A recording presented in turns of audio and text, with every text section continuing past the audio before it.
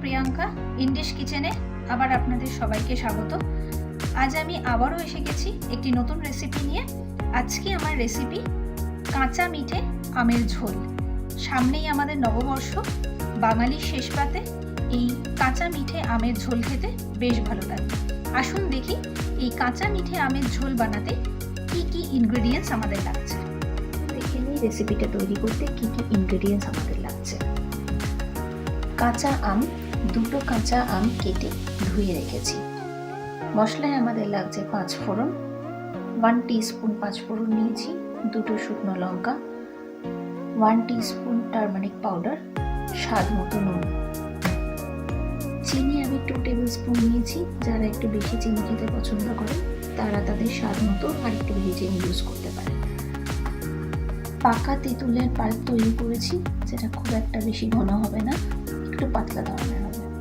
Turn on করে নিয়েছি, কড়াইটা আমাদের একটু হালকা গরম হয়ে গেছে। এবার আমি এর মধ্যে সাদা তেল দিয়ে দিচ্ছি। সাদা তেল এখানে আমাদের 2 টেবিল স্পুনের মতো লাগছে, খুব বেশি তেল এতে আমাদের লাগবে না। তেলটা আমরা একটু হালকা গরম করতে দেবো। তেলটা গরম হলে আমরা কাঁচা আমটা ভাজবো, কিন্তু তার আগে তেলটা আমাদের গরম হয়ে গেছে, আপনারা দেখতে পাচ্ছেন। এবার আমি 5 ফোড়নটা দিয়ে দিলাম গরম তেলের মধ্যে এবং তার সাথে শুকনো লঙ্কা দুটো দিয়ে দিলাম।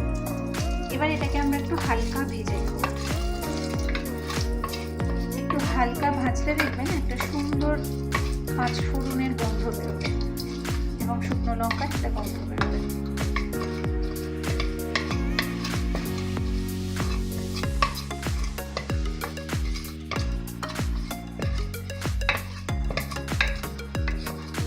দেখতে পাচ্ছেন এটা ভাজাটা আমাদের হয়েছে। আমরা এবার কাঁচা আমটা এর মধ্যে দিয়ে দেবো ভাজার জন্য।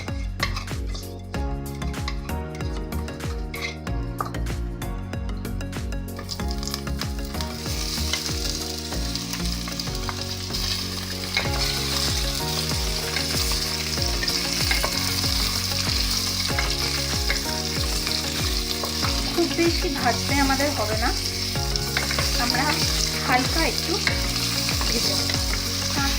আমের চাটনি আর আমের ঝোলের মধ্যে যেটা ডিফারেন্স, সেটা হচ্ছে আমের চাটনিটা একটু থকথকে হয় আর আমের ঝোলটা একদম পাতলা একটা ঝোলের মতো হয়, যেটা আমাদের এই গরমকালে খেলে শরীরটাও ঠান্ডা হয় এবং খেতেও বেশ ভালো লাগে। বাঙালিদের শেষ পাতে খেতেই আমের ঝোলটা বেশ ভালো লাগে। আর সামনেই আমাদের নববর্ষ, তো শেষ পাতেই আমের ঝোলটা আশা করি আপনাদের সবার ভালোই লাগবে। সেই জন্য আজকে এটা আমি একটু ট্রাই করলাম, আপনাদের সাথে শেয়ার করছি। আমটা আমাদের ভাজা হয়ে গেছে। এবার আমরা অল্প একটু হলুদ অ্যাড করলাম, 2 টিস্পুন করে হালকা ফ্রাই করে নেব। এরপর আমি স্বাদ মতো নুন অ্যাড করছি। আমটা দেখতে পাচ্ছেন আমাদের ভাজা হয়ে গেছে। এবার এর মধ্যে আমি যে পাকা তেঁতুলটা জল দিয়ে গুলে রেখেছিলাম, এটাকে এবার আমি এর মধ্যে অ্যাড করে দিচ্ছি।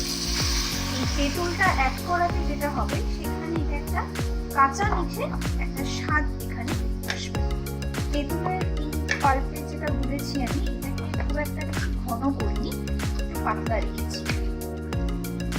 তেঁতুলটা অ্যাড করার পর দেখতে পাচ্ছি এরকম একটা সুন্দর কালার এসছে।